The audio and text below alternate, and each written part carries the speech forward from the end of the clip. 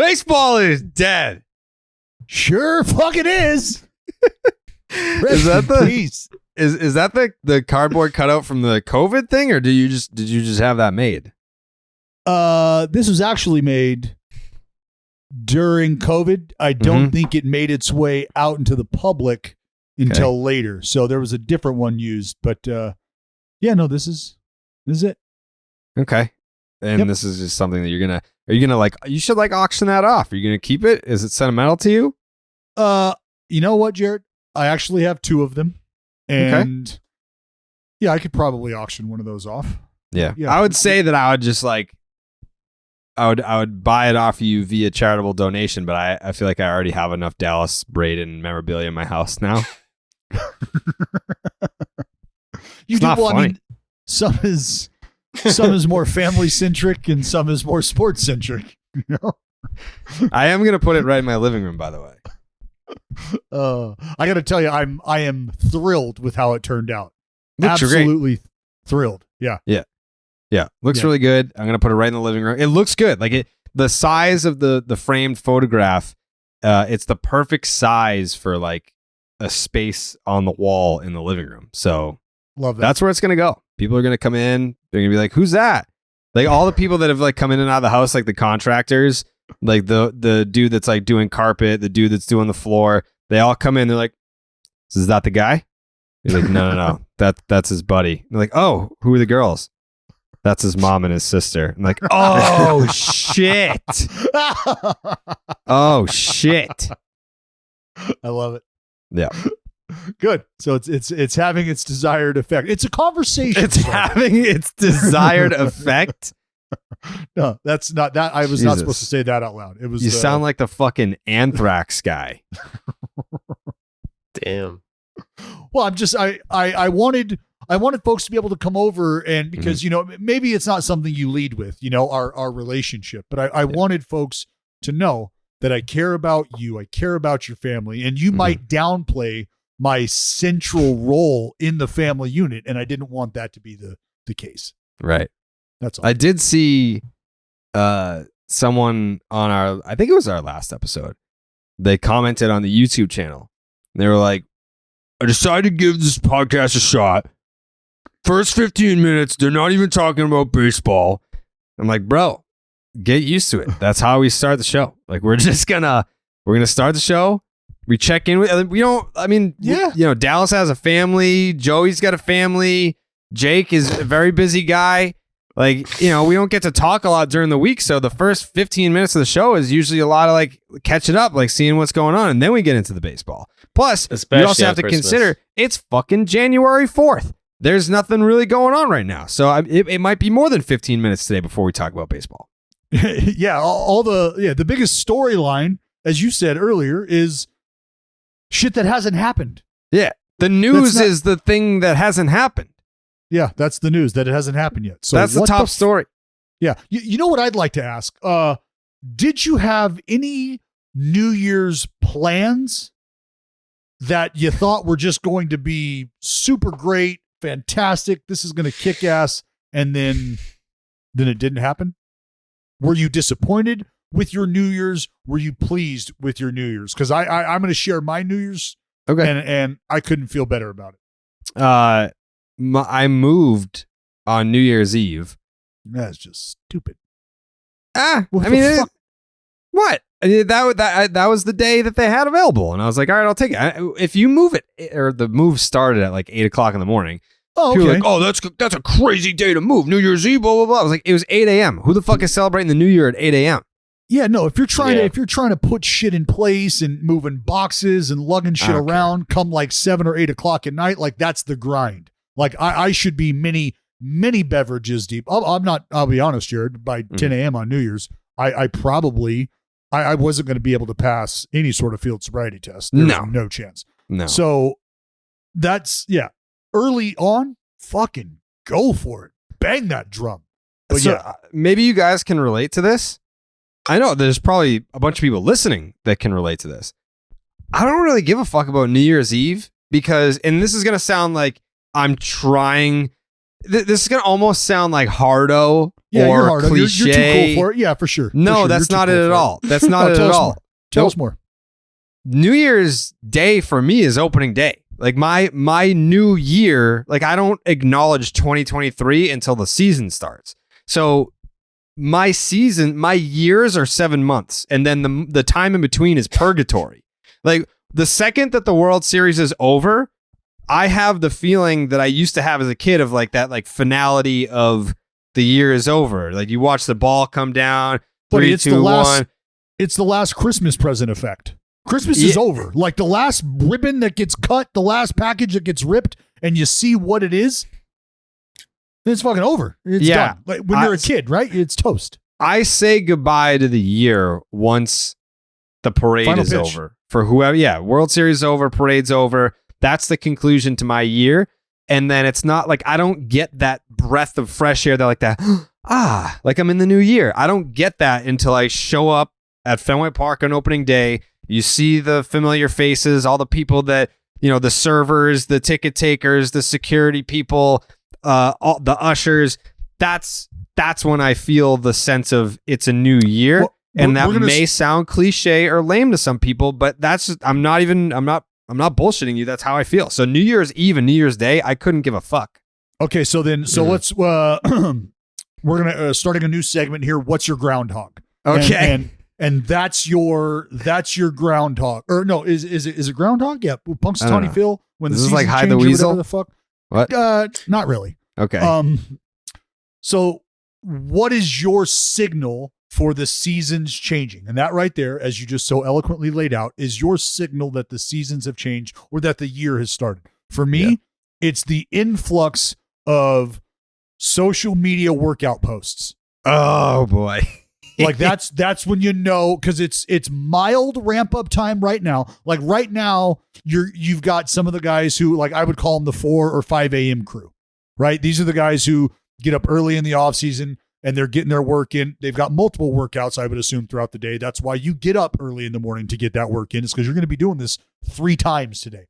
So that right there is the signal. But right now, it's just that small number of folks who are milling about, posting their shit. But you're going to get to a point where it's almost like FOMO, like, oh, fuck, I haven't posted my lunges today, or I did the fucking cone drill. Did we get that up? Has my story hit yet? Does everybody know that I did the cone drill today? Like that's when I know. I'm like, yep, we're getting here. Oh, we're getting here. And that's when I'll break out the catcher's mask. Then I'll break out the Scully. Then I'll set that up by the hot tub and get ready and just kind of watch and wait because it's waiting for me. Put me on. Pitchers and catchers season. Mm-hmm. Good morning. It's coming. Mm-hmm. So that's mine. Is there any player that you think like just doesn't do anything at all until spring training? Definitely. Like back in the day, like where they're like, look, I legit. No, now. No. What I'm saying is like how back in the day they were working. They had shit that they had to do to feed their families because baseball wasn't a means to an end for some guys. The milkmen, the blah, blah, blah. And then they're like, they just come off the assembly line into spring training. Like, is that happening today? No, I got to believe somebody at the bare minimum is getting a fucking tired Crunch Fitness workout in, or, they're doing something at Planet Fitness, or I don't know. I got to believe they're getting a bad band workout or some kind of just terrible ab something somewhere. Because like, if you're not, then I got to believe you're getting eaten alive. Not with today's game. Yeah, there's nobody. I don't know. I would be really interested to see if we have that sort of savant amongst us. The physical savant who's like, dude, I can. Yeah, it's February. I'll just fucking give the shoulder grip. All right, and then it's fucking 95 from now until October. Like I don't know that that's happening. But that's why I said those guys that are grinding right now. Like, shit, I just saw a video and I love it. I'm so easily aroused by shit like this. It's really, frankly, sad. But Yu Darvish. It's really. Yeah, he's doing a bullpen. Oh, yeah. I swear to God, I stood up and walked around the island in my kitchen like 3 times and was just like, fuck yes. Like I was talking out loud about Yu Darvish throwing up. I showed my wife. I was like, look at this. Hey. was like, you know how I was talking about? You just got to keep like the reps. Hey, babe. The reps. Hey, babe, check out this fucking Yu Darvish bullpen. Hey, babe, it's New Year's Day. Well, because I've got this grappling dummy that is sitting on a chair in the corner in our bedroom, and it looks like a fucking full on. I mean, it is. It's a human being. I've stuffed it full of shit. He weighs 80 pounds, and he's just sitting there with his arms up and his legs up, right? Just kind of fucking standing there. And I was telling my wife, she's like, can you get this out? I was like, no, because like I'll wake up, I'll take a shower, and I'll fucking spend 10 minutes just like doing little shit on this dummy, and I'll put him away. And my wife's like, well, what are you doing, dude? And I'm like, reps, baby. You got to get the reps in. And that's Yu Darvish. And that's what I was telling her. I was chasing her around the island. She's like, baseball doesn't start for like 4 months, right? I was like, he's getting the reps in. I was like, you don't have to get ready if you stay ready. Like I went on this whole fucking, not rant, but it was just like, come on. How do you not appreciate this right now? Fucking get up. You want to go on a hike in the backyard? It's raining. She's like, no, it's fucking raining. I don't want to go on a hike, you idiot. Imagine like getting in an all-out battle with your wife over Yu Darvish throwing a bullpen in January. Well, she just didn't want to see it. Like, I'm on your side, by the way. I'm on your side. I mean, how do you not appreciate that? Like, I don't know what else she had going on in her day, but I would like to believe that watching you paint the fucking corners in January in a fucking downpour would light your fucking fire. It does. I mean, listen, the guy has a YouTube channel with millions of views, which is him pitching in his backyard and shit. How many subscribers does he have? Million? I don't know. It's hard to find it. It's all in Japanese. It's hard to find his channel? I just searched Yu Darvish and nothing came up. Probably just throwing a U, like a YU, huh? Yeah. Yu Darvish. Oh, he's got 574,000 subscribers. So that'd be more. No, but he hasn't posted. He doesn't post that much. Posted 3 times the past year. When he first came over, he was making fucking cake on that YouTube channel. Probably still is. But just he's just talking to the camera. So Joey, New Year's. Did New Year's go well? Do we want to skip that and get right into what gets you going? What's your season? How does your season start? When do you know the season is starting? I would say New Year's for me is New Year's, and opening day is opening day. That's fucking deep, dude. That is deep. I never thought of it like that. I would say spring has sprung. Okay, is when baseball starts, but I wouldn't say that's New Year's. That's kind of weird. Because then what's spring training to you? That's like the warm up for the new year. So that's like what? It's like we're getting Christmas? We're getting the new year going. Yeah, I told you, like the time in between is purgatory for me. I've never really been a big fan of New Year's either, to be honest with you. I tell you what really gets me is the week after Christmas, in between the new, like, because I'm a big, like, I love starting shit, like certain days, certain, like, just routine oriented, routine based, and having a definitive start, stop, being able to track stuff. So like starting something on a random fucking Tuesday just doesn't work for me. Starting something on a random Thursday doesn't work for me. And I like to start and if you don't have that, like, all right, because everybody's not doing anything. Nobody's doing anything during that time. Like it's annoying. It's like, hey, do you want to do business? Nah, I'm just gonna kind of chill here and not do anything. Okay. Is that how everybody, and it feels like everybody is, for better or worse, kind of somewhere on that line of just not doing shit. So I like when the new week and the new year starts, but yeah, give me those bad social media workout posts and let me know that we're right around the corner. What about Ronald Acuna hitting fucking bombs? Yeah. In a freaking, I don't even know how to explain it. Sunday league, just a men's league with grass, a parking lot with grass against some 15-year-olds with no helmet on, and just being that's fucked up, as fuck. The funniest thing, I don't know, it's hilarious, but it also is like kind of a dick move. Think about it. He's hitting this fucking 12-year-old and then just throwing it in his face. Why is that a dick move? Why is it not cool to hit home runs off of teenagers? No, it is so fucking cool. Yeah, it is. But if you look at it, like, so I could see how some people are like, that's kind of rude. Like, and it's not that big of a deal that you hit that home run. That's like, probably you really, that the best moment of that kid's life. Like Absolutely. if you're a 14-year-old and you give up a 450 tank to Ronald Acuna Jr., like that's a core memory for the rest of your life. And if you think that little fucker isn't going to dance all over Acuna's grave should he punch him out, Oh yeah, there's going to be a fucking parade. we've all been there. yeah. A parade. We've all been there. Those are my favorite videos to watch. Jared getting struck out by a 10-year-old. That's never happened though. It's because Jared didn't want to let it happen. Jared refused. They weren't As a 10. They were grown 18. They were refused 18. to They were like compete 6'5", adolescent children. 230, and they threw like 98 miles an hour. Like Dallas will phrase it as like, oh yeah, he didn't want to face high school kids. It's like these were Facts. like the Those are top facts. high school pitchers in the country. And he's like, yeah, Those are dude, they're facts, just man. high schoolers. It's fine. They were throwing fuzz balls. You can't see it. You can just hear it. No thanks. Jared just not. How are you going to grow the game? By staying alive. Stay the fuck out of the way. Yeah, staying out of the box against high school kids that throw 98 miles an hour. Like I don't want to face baseball, that. Is baseball the easiest sport to? How do I want to phrase this? that. I don't know where this is going, but I'm already gonna say no. Hardest sport, actually. No, Mm-hmm. like say you know how to play this sport.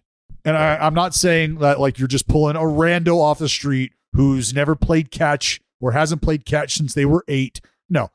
Let's say lowest level of skill set would be high school baseball player. Okay. You played high school baseball your senior year. Just like you played on the basketball team, just like you played on the football team, just like you played tennis, whatever. What would be the most difficult sport to enter into at the highest level and have like any sort of success or impact? Like how we talk, like, hey, if you gave your buddy Joe down at the bar the ball 10 times, is he gaining 5 yards in the NFL? If he No, gets 10 minutes, how many points? How many boards? Like It's like more what's- intricate than that because like as a running back, you can't just never play and then be like, hey, go in the NFL and gain 5 yards. But you can be a fat fucking slob and just drop someone into the NFL and they can block. Sure, but I'm. This is come on. We're going. Like I'm skill just sets saying, here. like I'm breaking it down an extra layer. Like, could you take an average Joe and plop them in the NFL, and could they be effective? Yes. It depends on what position we're talking about, but yes. Well, I that's don't why I think that gave you there's the a running back, the position running in back. baseball that you could just do that with. Pinch runner. Yeah, I guess, yeah. But like that's not even like a position. Like that's not even like people you won't even start Gerard talking Dyson. about. Gerard Dyson has a ring that says different. But that's what I'm saying is like you won't start talking about this roster spot is designated for our pinch runner until they're talking playoff roster. Yeah. Well, that's why I said what's easy because like I'm thinking about a guy who like I don't know the local legend who hit 600 his senior year, right? And then fizzled out because he had a kid or whatever and shit just didn't go his way. And now you're like, all right, buddy, you're getting 350 at bats this season. I don't know what you would, put it in game form or all right. Yeah. Because I got him going 0 for 4 with 4 punchies if it's just one game. Or maybe he fucking runs into one and hits a linea somewhere. But so I asked, what would be the easiest sport to just jump right into? Having completed your senior year of high school in this sport. I'll be honest, all sports are hard. But golf. You think so? I mean, you've got fucking 87-year-olds out there playing golf. Yeah, you can Like just I'm not find saying that- it's not hard. Golf is a hard game, but in terms of being able to be an average Joe and to being able to like maybe play professionally, golf has to be the easiest. Not saying it's easy, but it's the least difficult. Oh man. See, I just like if there's two groups behind me waiting or another group at the tee box waiting for me to tee off, I'm like, hey, can you fucking guys turn your head or something? Can you not look at me? I'm awfully nervous right now. I'm a fucking wreck. And then you start lining people up on the fairway, left side, right. Like I'm shooting 1,000 today. There's no way any of you are safe. Well, you were never a high school legend. That's why. That's a good point, Joe.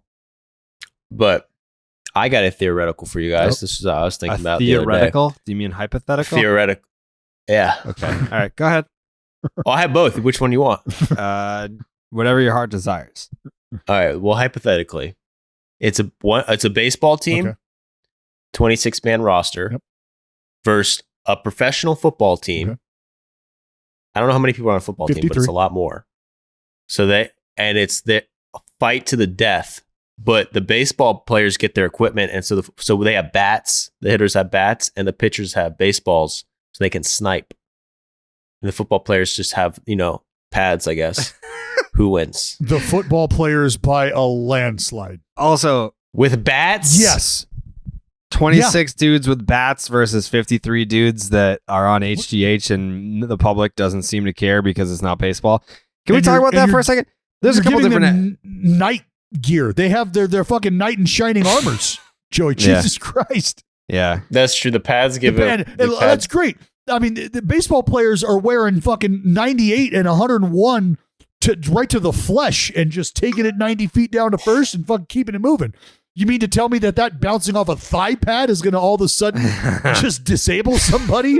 That's not happening. No, that's going to be fucking just thrust off. No big deal.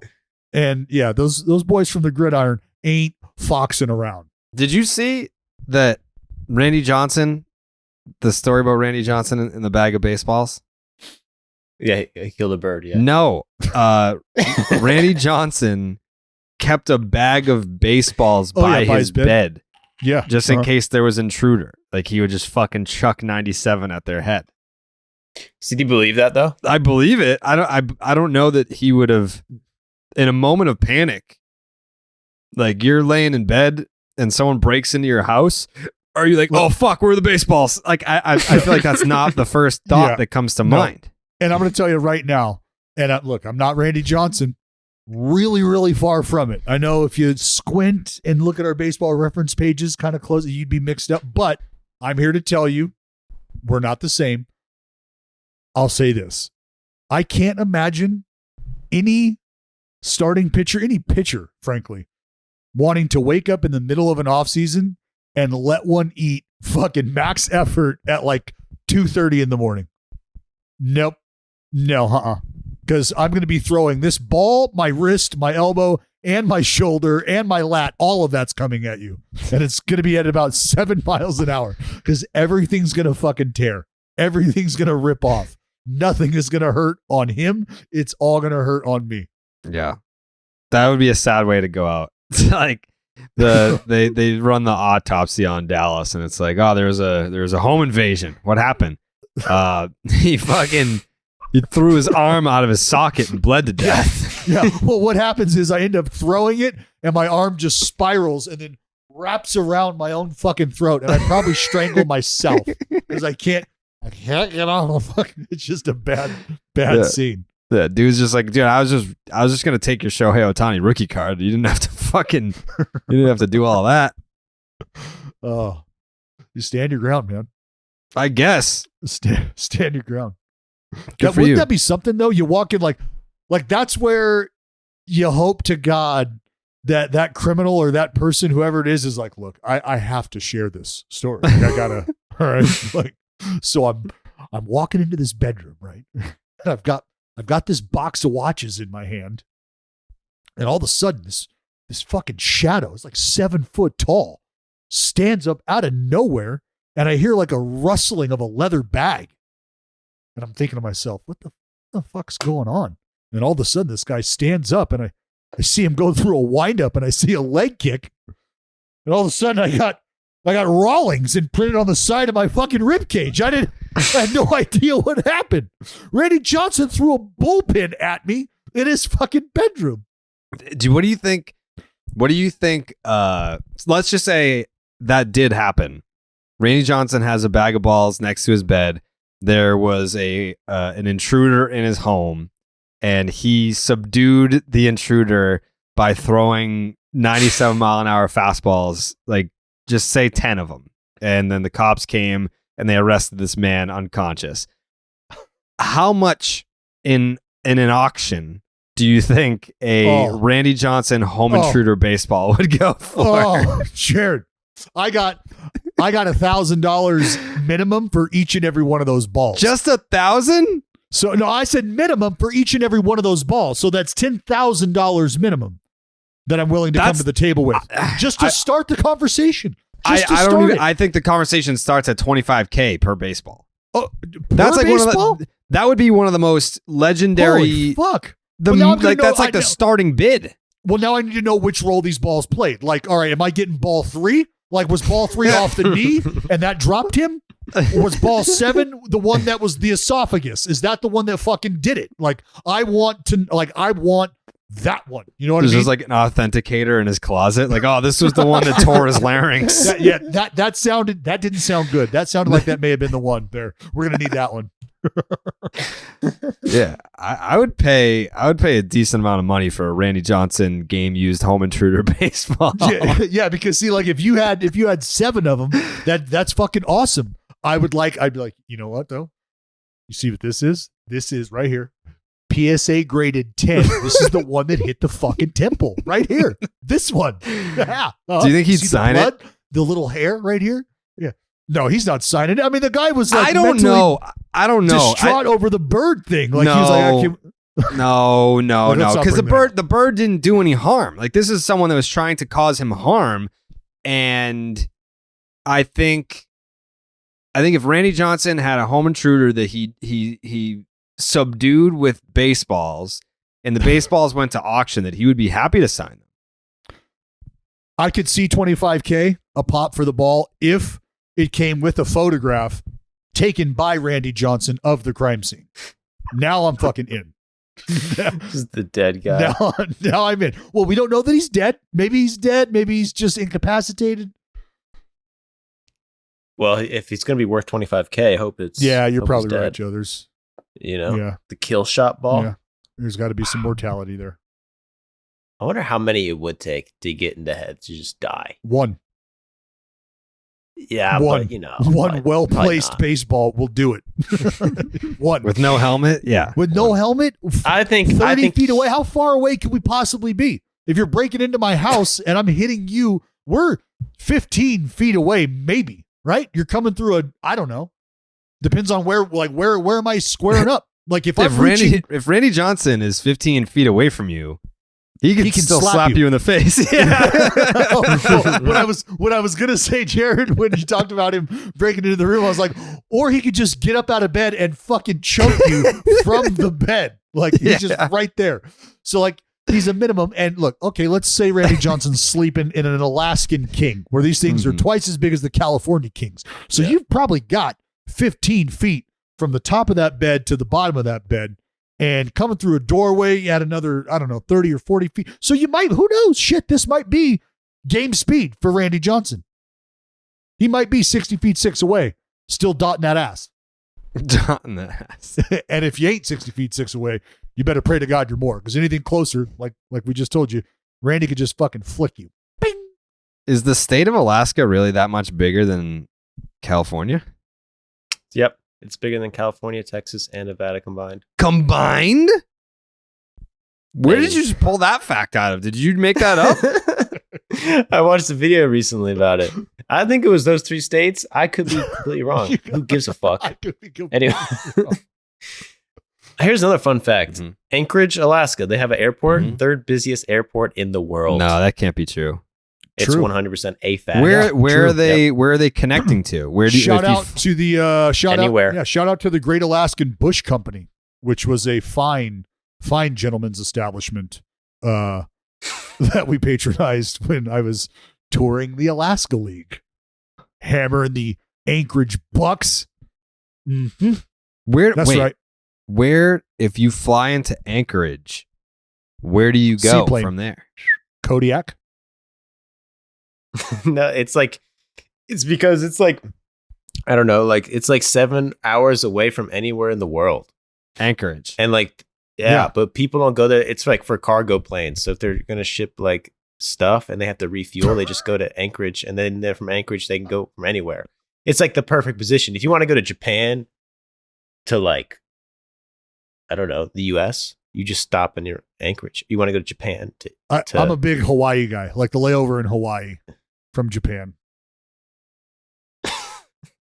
I'm being serious. Okay, this doesn't make sense to you, Jared. This is obvious stuff. I guess. If you look at a globe, it might connect. It might connect. Apparently, this is what I watched on the YouTube video. It's like 7 hours plane to get to Anchorage, Alaska from New York. That can't be true. It can't be true, but that's what I saw. So, fuck you. Well, think about how long the walk must have been back in the day. Oh, buddy. Yeah. Mm-hmm. That's what I'm saying. That's why it's so good they made planes, because now they don't have to walk to Anchorage. Mm-hmm. But I'm telling you, check it out. I'm going to check it out. We should go to the Alaskan League. Let's go back to the Alaskan League. Yeah, Dallas. Do you still have any former coaches that are there? They in the they Alaska freeze League? to death. Yeah. No. Those. I mean, I don't think there's any of the same coaches that are still there from when I played. A lot of night games, I'm assuming. No, a ton of day games, and I mean there were night games, but What was really cool is the Midnight Madness game. So you play the Bucks in Anchorage, and the game starts at midnight because it's twilight, it's daylight. Don't they only have like 4 hours of sunlight a day? Not in summertime, my friend. It's the other way around. You got about 2 to 4, maybe 5 hours of twilight, which is as dark as it gets. So dusk or sunrise, that's about as dark as it's getting all night long, every day for 6 months. So we started a game at midnight, which is awesome. How'd you do in it? In that game, I believe I was 3 for 4, 2 doubles. I did not pitch that game. Whoa. I absolutely fucking raked during Could you that imagine? tour, though. You know what would have been fucking terrible? Dropped a fucking massive homer left on left, Woody against a kid from fucking Purdue or whatever. Like they were blowing this kid big time. And I went up there. I was pitching against him too. Went up there, fucking waxed a fucking heater. Crushed. They're like, who the fuck is this little fuck? And You I know went what would out, have been dominated. terrible is if Dallas actually made it to the big leagues as a two-way player. And then for the first few years of Shohei Ohtani's career that they kept having to mention Dallas in the same sentence as Shohei. Like Shohei Ohtani, the first two-way player since Dallas Braden to do God. X. Anything to punch out 5 times as a hitter Yeah. and not make it out of the first inning. Yeah, all good. And I would have let you fucking know about it too. Mm. Do you ever think of that now? Like if you had the same skill or ability that you had as a player, but you were like 18 right now, just like a senior in high school, do you think that seeing Shohei Ohtani play would have motivated you to be like, I can do this? 1,000,000%. 1,000,000%. I still to this day joke about the conversations that were had about me as a player when I was in junior college with our scouting director, Billy Owens. Billy O, just one of the fucking baddest dudes in baseball. One of the most brilliant baseball minds that you will ever come across. And that's just not from a game strategy standpoint, understanding body movement, positioning, just the nuance from every position. Like Billy O is the fucking man, But like there was mild interest as a position player after my freshman year in junior college. But my grades, signability, blah, blah, blah, blah, blah. And then things started to pan out for me as a pitcher. But I always tell Billy, like, Billy, do you understand what you could have had on your hands? Do you realize what was waiting for you. And when Shohei started to pop off and do all that, trust me, I was really like pedal to the metal. Like we missed out, Billy. We missed out. You castrated my future. You know, we just laughed because there was no fucking chance that was happening. But absolutely, Jared, for sure. I talk about, you know, being at that draft when Hunter Green and Brendan McKay were both drafted, and there were some serious conversations about the potential two-way potential for both of those guys. Hunter Green, not as much as Brendan McKay, but imagine those dudes seeing what Shohei's doing right now at that point in their career. Like, yes, fuck yes, that would have motivated me. How does that not motivate you? If you're that dude and you're getting those looks in that spot, and it's not just he's our best option based on everyone else we have. And like, no, you're a guy. You're a fucking middle of the order Friday night guy in college, frontline starter in the big leagues, hitting 3, hitting 4, D8. Like, you're the dude. And if you're that guy on your high school team, watching this guy do that at the big league level, if you don't see yourself in him, what do you see? Yeah, absolutely. You know what I see? Blue moon. See a bunch of blue moons. Oh. See a bunch of blue moons, baby. Frothy. Trades, free agency, roster cuts. Baseball season feels so far away, but excitement is already building. Blue Moon gives you a dose of ballpark nostalgia without being at the park. In fact, Blue Moon was born in a ballpark at the Sandlot Brewery in Denver, Colorado. Its bold flavor, bright explosion of color, and iconic orange slice ritual guarantees a one-of-a-kind beer experience year-round. We did a little dinner, New Year's Eve, went back to the house, had a toast. Some had wine. Some had champagne. You know what I reach for, Dallas? Tell me right now. Ice cold Blue Moon. Ooh. That's how I rung in the new year, with a Blue Moon in my hand. From its refreshing flavor with Valencia orange peel for a subtle sweetness and hints of coriander, Blue Moon Belgian-style wheat ale is a one-of-a-kind beer that's made brighter. It's carefully crafted and full-flavored with refreshing notes and a smooth, creamy finish.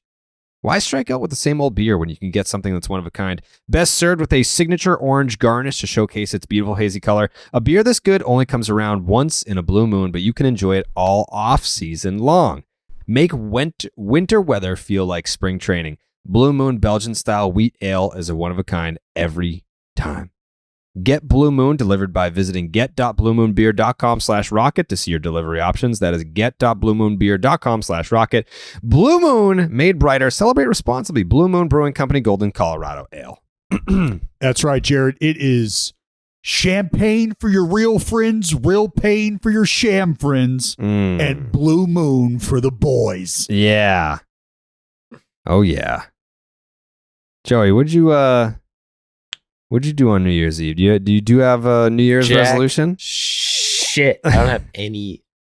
I didn't do anything. I stayed home and chilled, dude. Nothing. I didn't do anything. No party, no ball drop festivity, nothing. I watched the Georgia game. Hey, babe. I was with my bae. There you go. It was just a wonderful evening, bro. I was working on my A's hit piece. I was grinding all Christmas. We'll get to that. All New Year's, there was no partying. Nice and mild. Gifts. See, that's you're well on your way to fatherhood. That's well true. on your way. Well on your way. Because that sounds very similar to my New Year's Eve. We make sure to get the Australian ball drop and fireworks celebration. What? And yeah, we watched that. Why? For the kids, because that's happening at like 7. So you want to lie to your children. Got it. Yeah, got it. we do. All right, that's how you thrive as a parent early on. Mm-hmm. It was lying. And so dishonesty.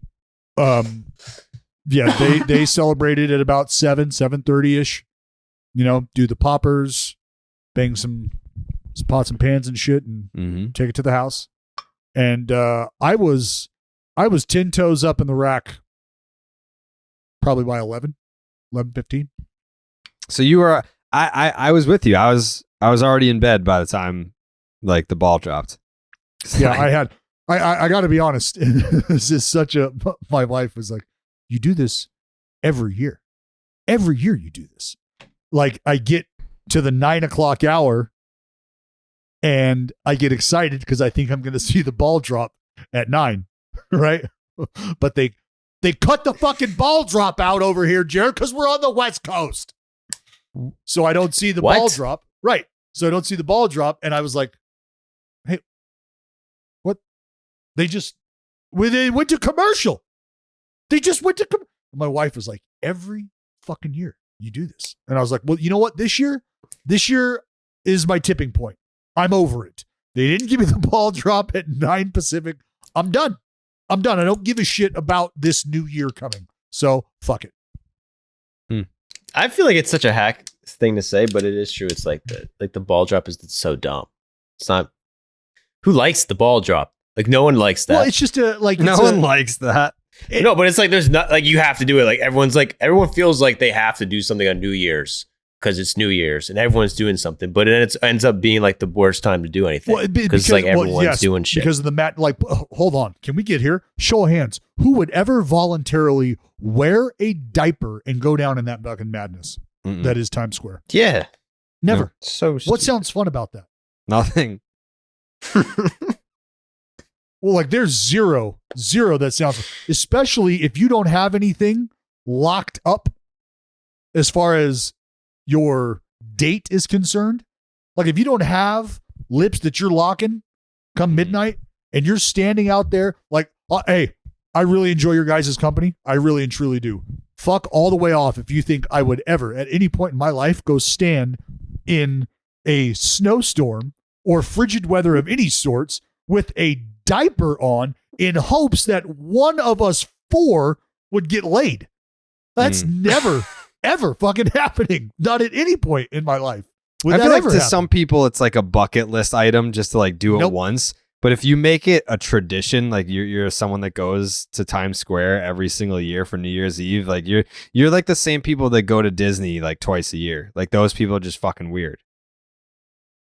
What, that go to Disney? That's way worse than going to Disney. Oh, it's definitely way worse than going to Disney. I'm not pro Disney. I'm not pro Disney. You're not pro Disney?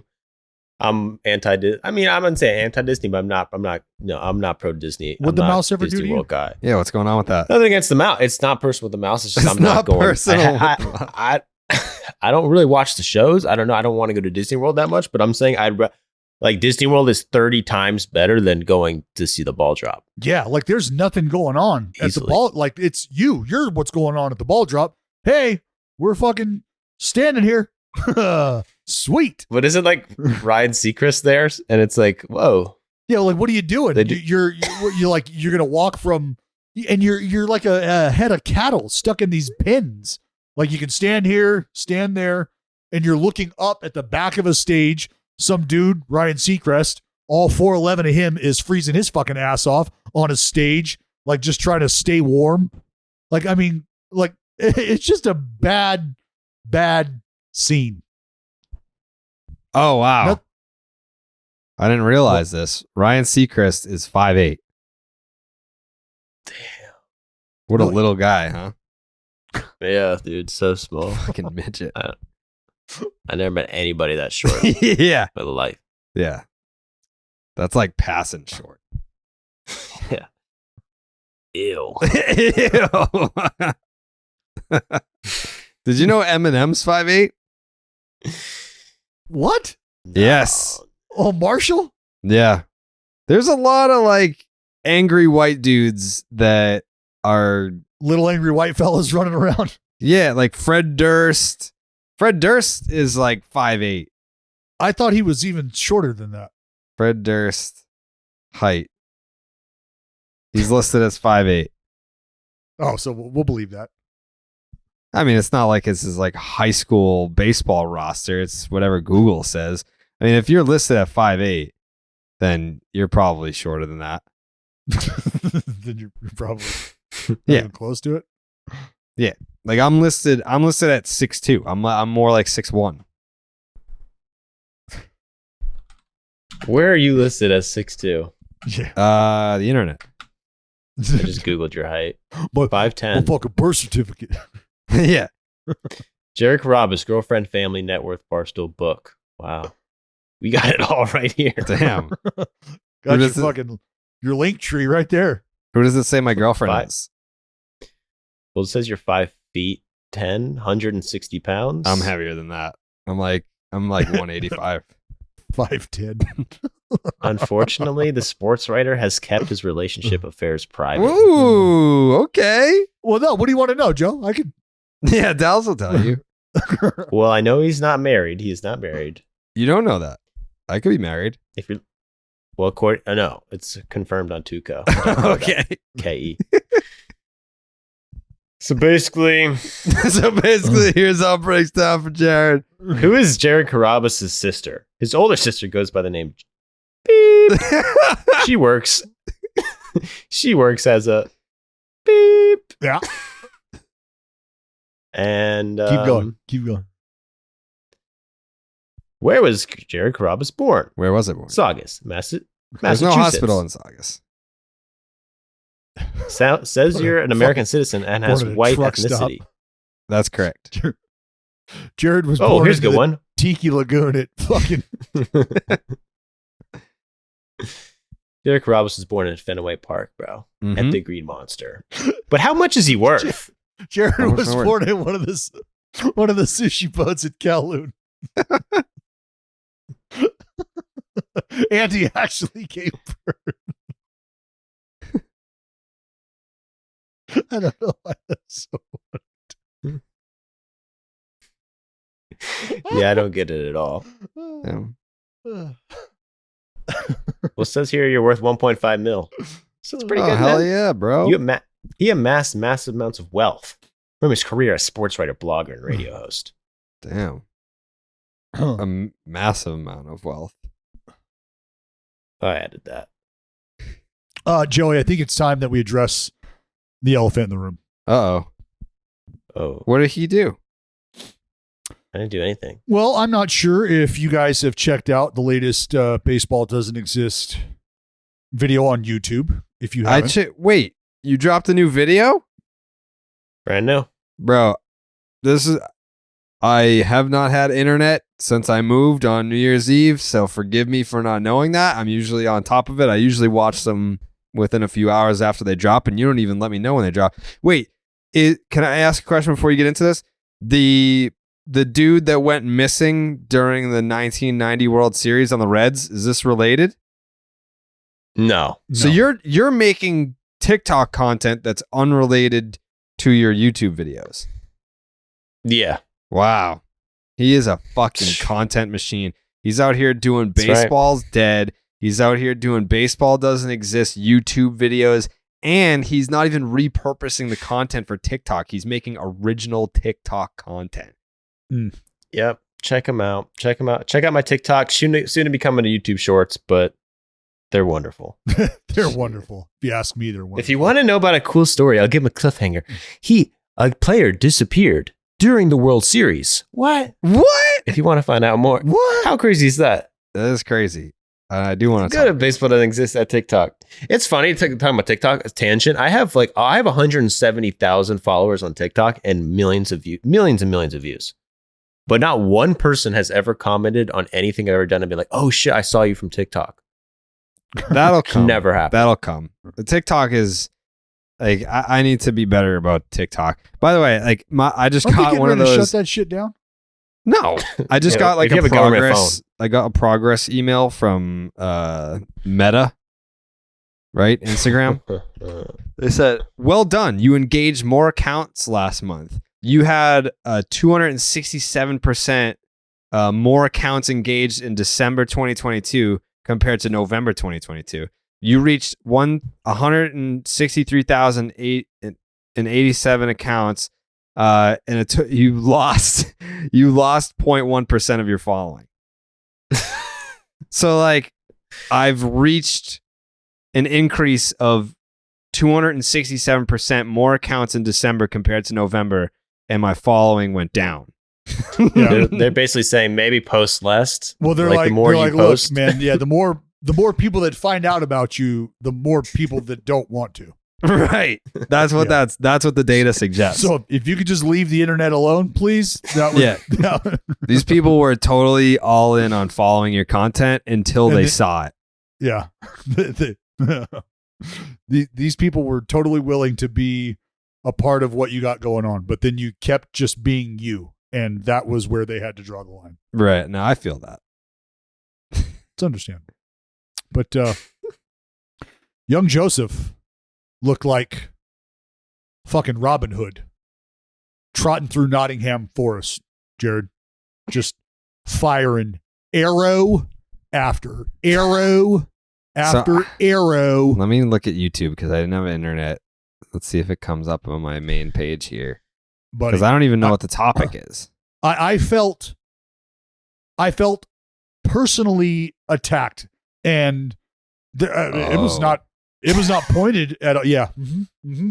Oh no! It's 15 minutes of rolling up the sleeves, dropping the trousers. Oh, and no. After a really, really bad night of Indian food, blasting all of that all over my 17 minutes of an Oakland A's hit piece.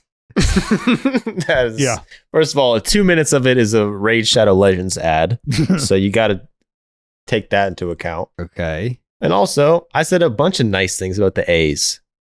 All right. I can't comment. I can't comment. I haven't seen it. I can go through the script and read everything nice thing it said about the A's. First of all, I said the stadium was a unique atmosphere. It's not. It's a fact. That you have to see for yourself. It's a one of a kind experience, and I meant that, even though I've never been. Oh, you got to check it out. It is unique. Just because it doesn't get a lot of fans or revenue is kind of the point I had to make, because it's true. You got to check it out before it falls down. And I was saying the rebuild might work because the rebuilds always work. No one's getting credit for the A's, for the rebuilds usually work. Yeah. Well, it might have been the torrential pummeling that the fans who watched this video had to try to avoid so that they could see any or hear any sort of positivity. There was positivity though that you got to? Oh, no, I must have watched the 14 and a half minutes of a different video, because I didn't walk away from that video with a smile on my face. I didn't walk away from that video thinking Joey was unbiased at any point in time. Corey Wilson says, I love John Boy, but this is the best baseball channel on YouTube. Each video is perfect. So it sounds like it was a perfect video. What do you guys say to that, Dallas?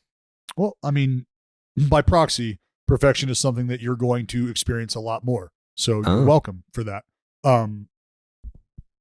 You're right on. You're right on. Hey, I'm not taking anything away at all from the work you do on the tube.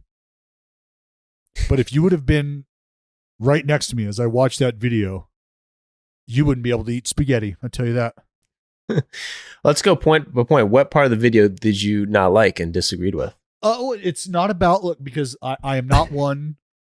I'm not one to argue what some would call or could maybe loosely be framed as facts. Okay. And there was some hints of facts littered throughout that video. And I'm not going to do the legwork to try to pin them down. And so I'll just say this, Joey. It was a bit surprising to see you launch into that tirade. Really completely and totally unprovoked. So it let me know the things that you think of late at night, the kind of hate you have in your heart as a human. And I'm going to pray for you. About the Oakland A's. Yeah. You think I hate the Oakland A's? I don't know. After watching that video. I'm trying to keep them in Oakland. That's my whole life goal. I started a GoFundMe page. We're sending it over to the ownership. We're getting you guys new microphones in the booth. That's what we're trying to do. That was the whole point of the video, bro, to raise money to get you guys new microphones. Well, then you know what? That's on me. I misread that. I misinterpreted and that. better I misread that. and better traps for the possums to keep you guys safe. Possums are fine. I have no problem. I got to tell you, the possum has gotten Tell that to your partner over there in the booth. the possum has gotten a Kite? bad rap. Kipe hates the possums more than anybody. Well, you got to understand, Kipe had the possum crawling like up his leg and up the fucking window during a game. So if he's a little impartial to the possum, I can understand. But people treat this thing like it's like the possum, the opossum, excuse me, is just some vile and disgusting creature. Possums, you know what they do? They're like one of the largest, if not the largest line of defense, the biggest barrier between human beings and Lyme disease. Wow. They crush ticks. That's what they do. They just hammer ticks all day long. And they're like some of the cleanest animals. So that's why you guys keep them around. So you see them, you look at them, you're like, that's an overgrown rat. Fucking, it just hairy and looks vicious. The teeth and they're chill. That was actually my favorite part about the research is that when they came out that Coliseum was not infested, I would say infested. Well, you don't have to. Just was covered. Been used. Covered in feral cats. They're like, yep, on purpose because they get rid of the rats. Yeah. Well, I'll divulge this. I believe, and I heard this, rumblings and whispers and whatnot, but the effort to get the cats out of the Coliseum, and your video laid this out, was thwarted because they said, if we remove the cats, then the mice and the rats are going to own this fucking joint by sundown. We can't get rid of the cats. Like, we can't. I think we'd all like to. But we cannot. Every other major league team's like, damn, we have to make sure we don't have animals in our. Let's get rid of all the animals. The A's are like, we just have cats, we don't have to. But you know what? That's the other thing. Thinking outside the box. It's Moneyball. It's Moneyball. That's Moneyball. Fans are picking and choosing the battles with the animals to have, and it's the A's who get put on this pedestal. It's the A's who get put in the limelight and get hammered for this. How about the Colorado Rockies, huh? You guys want to have a little conversation about that? You see what's trotting around on their ball field? Huh? What was it? Fox. Foxes, Jared. They've got carnivores,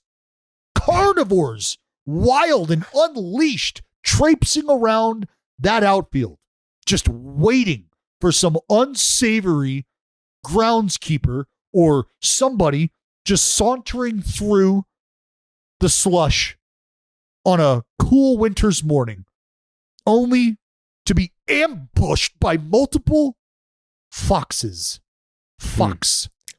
They're so cute though, man. They're awesome. Adorable. And so are the cats. So are the cats. Yeah. I got no problem with the cats. The biggest problem is maybe the mice inside the soda machines. But again, that was the Raiders. That wasn't the A's. That was exactly. And those mice were left there. Let's be clear. Those mice were left in there from football season all the way over to baseball season. So it wasn't the A's. All right. Let's be very clear about that. Thank you for clarifying that, Joey. Yep. So if you were an A's fan and you got some of that soda, that was the Raiders' fault. They had mice. We don't need to dive into it. Kind of like they didn't need to dive into the RC, but in the soda machines. Yeah. Yeah, that's like that's you go to report. press like C5 and you think you're getting a fucking Mountain Dew, and instead it's like a 6 to 8 inch fucking rat. No, like in the actual beverage, like could you imagine going up to the fucking concession stand somewhere and like asking for a lemonade and you just see this this little fucking feeder mouse doing the backstroke. Like, you know what? I think I'm all good on the lemonade. I'm just gonna go bottle water. Bottle water's fine. I hate to interrupt this Mountain Dew rat talk, but our friend Carlos Baerga. Oh God. I don't even. What? I don't know. Just the way you said all of that has me. What do you got? Our friend Carlos Baerga, he just posted on his Instagram story. This is the Spanish translation as someone who knows Spanish fluently.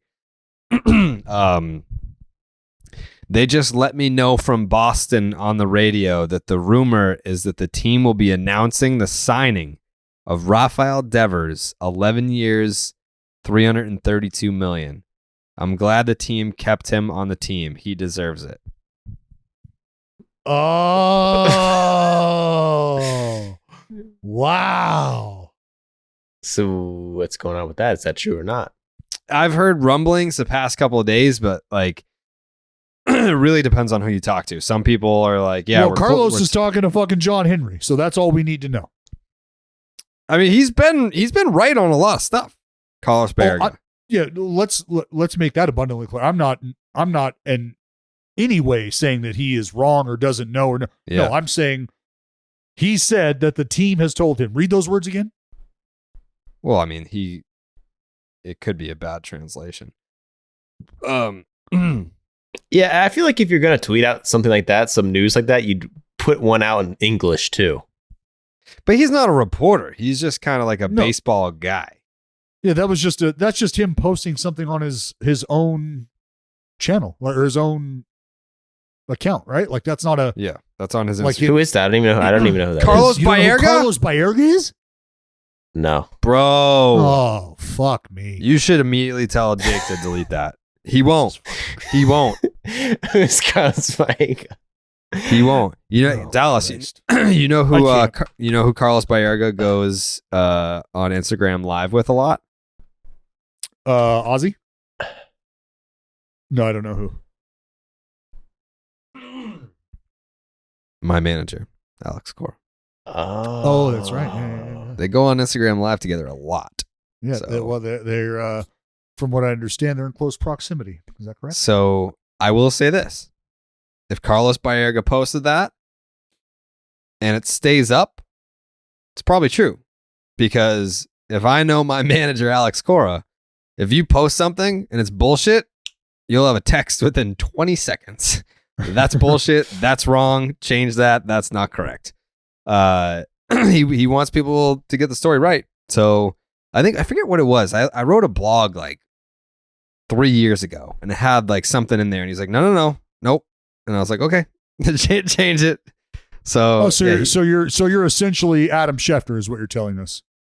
No, I mean, you send out your blogs to try to get pre-approved before you actually post them. Is that what you're saying? No, I'm saying he admitted to. No, I'm saying he reads my stuff. I don't write anymore, but when I did, he would read it. I don't know how you ever wrote. You can't fucking read. Well, that's fair though. You don't have to be able to read to write. He wants to get. I don't. He wants the information to be correct.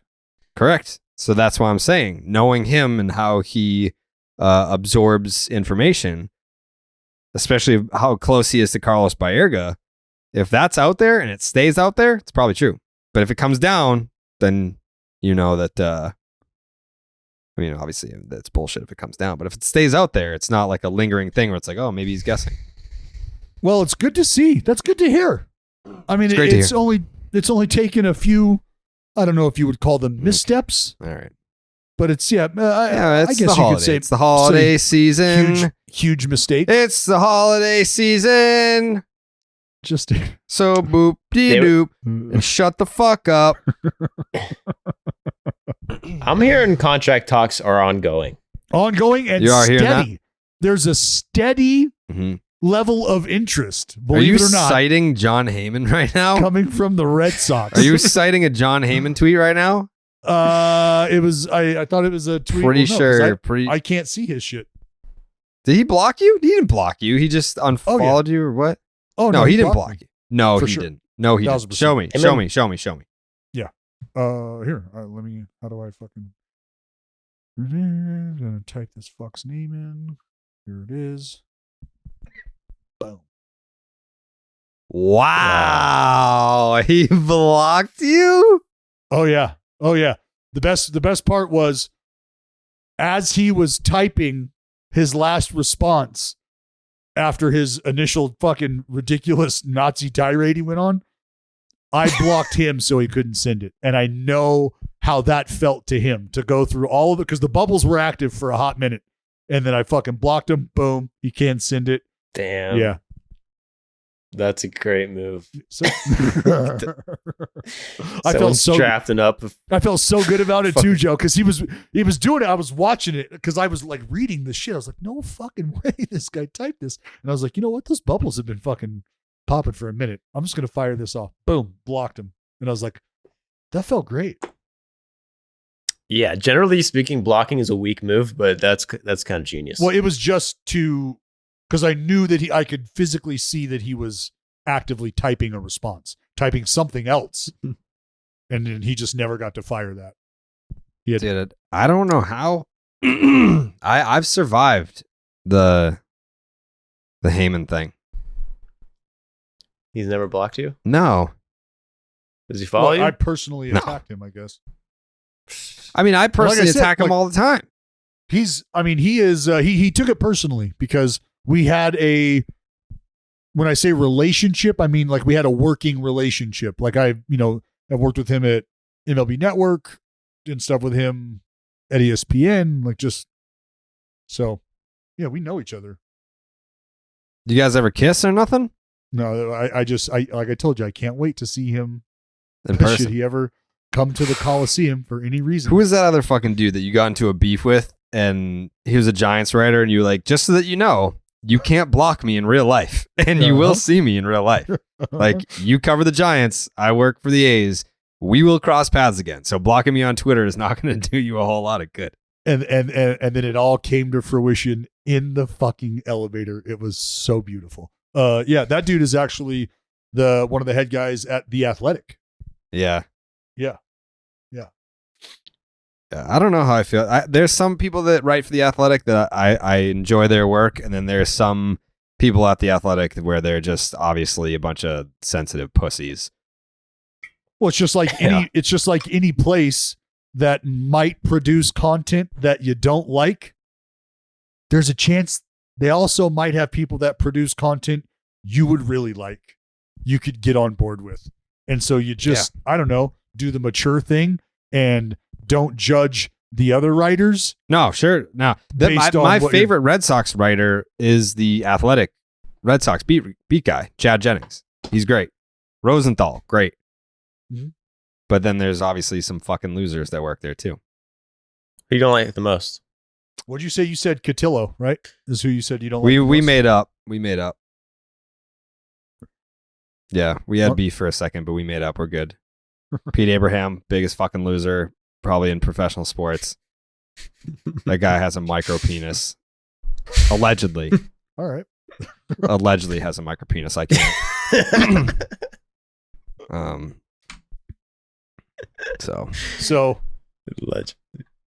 so do you think any of those individuals are excited about the potential of having Rafael Devers for a decade plus? I Let would me be ask you pretty this. excited. How do you feel about this being talked about? This has to be a must for you. I can't imagine being a Red Sox fan, hearing this now, Mm-hmm. and this not ever being a thing.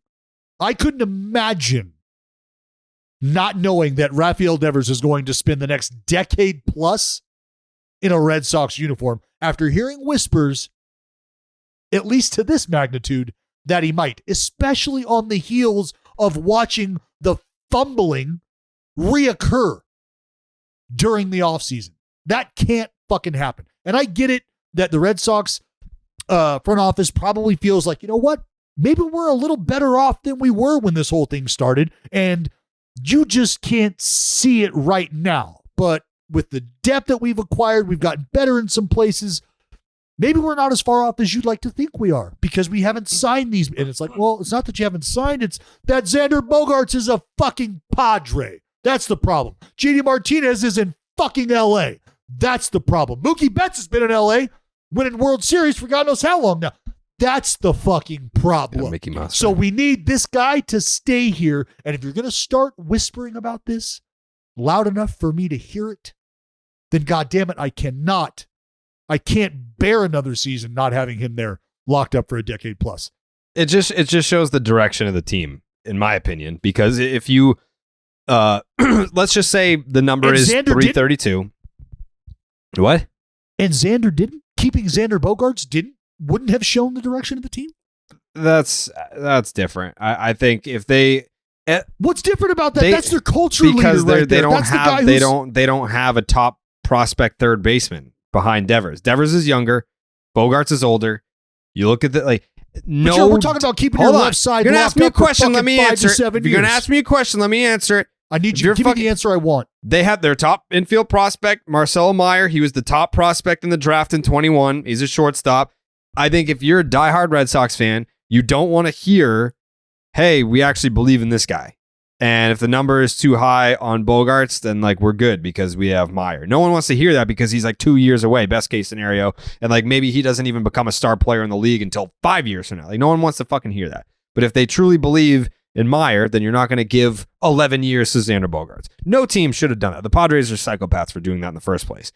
But with Devers, he's younger and he's the guy. I think if organizationally, if you were going to look at the roster right now, and I think 330 is very fair for Rafael Devers. It's a fair offer. If you put that on the table and you were still quote unquote galaxies apart, which was the report about a month ago, then you trade him. But you need to know, you could not put yourself in a position where you're going into the 2023 baseball season with Rafael Devers as an impending free agent. You couldn't do that. So it's either, hey, we get this extension done before pitchers and catchers. If we can't do that, we need to trade this guy. The next 2-3 weeks were basically crucial. They either, in the next 2 to 3 weeks, they either need to get the extension done. If it doesn't happen, then you start looking for a trade partner for Devers. Because they got nothing for JD. They got nothing for Evaldi. They got nothing for Xander Bogaerts. You could even mention that they got nothing for fucking Mookie Betts. For Mookie, that did not work out as well. So that is where I was going with this is, as a Red Sox fan, I give you a lot of shit and I fuck with Sox fans a lot because I love it. They can take it. They dish it back. It's a great relationship. But I genuinely have to feel like the time for making moves that are going to show you the direction that you're interested in heading, I feel like that time has passed almost. This is now almost a salvage play. And what are you saving? What are you salvaging? The direction? That's undefined. It's I don't know, but it reminds me, if they sign Devers, that's exactly what the Braves did when they tore down their team and they signed Freddie. They signed Freddie long term, traded, got rid of everybody else, and it worked out perfectly. Well, that was why I was wondering about the Xander Bogaerts, and the bottom line is the money won out, and we talk about that being the case a lot. But with the years and the money that was offered, there's no way you leave that on the table knowing what your other best option was going to be, which was whatever the Red Sox were willing to offer. So from there, if you look around as the Red Sox and you feel like you've got one dude left in the building that you absolutely have to keep here, well, that's got to be him, right? That's got to be Devers. He's the only guy. Is it? He's the only guy. That's it. Yeah. So, but you needed to have that answer within the next 2 to 3 weeks. You needed to decide, this is a guy that we're going to pay. Here's a fair offer. Take it or leave it. If it's a no, you have to look to trade him before the season starts. And then that tells you sign Devers, trade Devers. It's door number 1, door number 2. Where are we going in terms of organizational path? What are we doing here? And obviously, Devers is a guy that you want to build around. The talent, the age, the experience, the pedigree. That's the guy that you want to pay. He's literally, it's not like you had to choose. It's not like you're like, No, do we pay Devers or do we pay so-and-so? Well, it's like, no. That's the only guy. And if you couldn't pay him, then it's a complete tear down rebuild. Like that's it. You've ended up you've ended up in a position that many would long to be in if you are rebuilding, which is give us at least one guy, just one dude that we can pinpoint as a foundational pillar, a guy that we can build around. We etch this guy in every day for the next 7 to 10 years, and then from there we develop, we plug and play, acquire as we need, and fill that thing out. That's it. But it feels like they got there by default. Like they just sort of fumbled it. It'll just be nice to get a win, Dallas. It'll be nice to get a win. It'll feel nice. And I'll say this too, because obviously the Red Sox and the Giants, but the Red Sox too, have been the laughing stock of baseball this offseason. We've been the butt end of several jokes after a last place season, and then a perceived failure of an offseason because of Xander Bogaerts leaving. And then people just want to pile on and be like, oh, you lost JD too. I don't think that JD was in the plans. They didn't even make him an offer. So like they didn't lose out on JD. They did not make him an offer. Nate overplayed his hand. Like the Red Sox made Nathan Eovaldi a 3-year offer earlier in the offseason. They thought that they could do better. Turns out they couldn't. So they got the offer from Texas. And then by the time they got the offer from Texas and came back to Boston and said, hey, can you match? The Red Sox were like, we made that offer early because we wanted that to lock that up early and just move on with our offseason.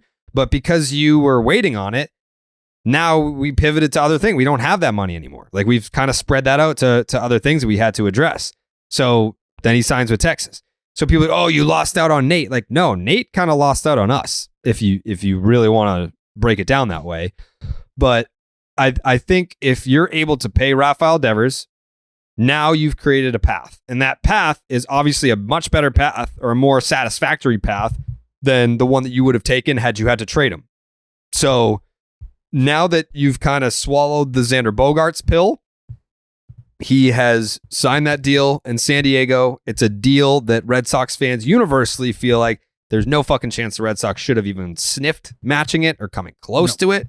No. Fine. You bite that bullet, you move on, but now you have to pay Devers. If they pay Devers, I think, I'm not saying that takes the sting out of losing Bogaerts, but I think that you can overall look at the offseason that the Red Sox have had and been like, okay, like it didn't suck as bad as it feels like it sucked. Losing Bogaerts sucks. Takes the wind out of the sails. It's a punch in the dick. It's a culture change for sure. It's a different team with a different identity without him. Huge. And I don't think that this front office factors in that shit very well, if at all. I don't think that they really weigh that very heavily, which they should. They absolutely should, considering who their manager is. Correct. So I think, it's still, you took a big hit, but you battled back and you did something that I don't want to say salvages the offseason, but it brings you back on course in a big fucking way. Well, they better fucking hope so. They better hope so, because I know Chaim Bloom would like to fancy himself as a forward thinker, a guy who can see the X's and O's and call the right play, even though it might not have an impact on this drive. Maybe a few drives down the road, we'll start to see the fruit of the effort, which kind of segues us into the Brian Sabian. Oh, back to the Big Apple move. And for those folks who don't know, Brian Sabian, the executive vice president and GM of the San Francisco Giants. 3-time. Three-time World Series champ, the architect of those championship teams and the runs leading up to and through those illustrious seasons for the San Francisco Giants, will be taking his act to New York. I don't know how much you guys care about stuff like this or I do when you have that type of pedigree. I do. But this is now you've got guys. I'm interested to see how it all works together and how aggressive he is coming in first year. That's what I'm curious about. But does it really matter though when you're taking kind of like a reduced role and you're a seat behind Brian Cashman, like who has a job for life. So it's like what? Yeah, but it's not necessarily a seat behind Brian Cashman in Sabe's eyes anyways. I think it's more of a seat alongside Brian Cashman. Sure. But it's not. It is, but it's not. Right. We all understand it. We all get it. Like Brian Cashman himself could look you in the eye and go, look, hey man, this thing is 50-50 here. Yeah, it's me and you, dude. Then, it's like, no. And as soon as he's done with that, he will turn and walk up to the podium and he will do the interview and he will get that FaceTime and he will answer the questions, which means this isn't 50-50. And Brian Sabian understands that as well. So I think it's a great landing spot for him in terms of continuing his professional career, the wisdom that he comes along with. And now you're working with another. And look, the Giants fucking printing money themselves. All right.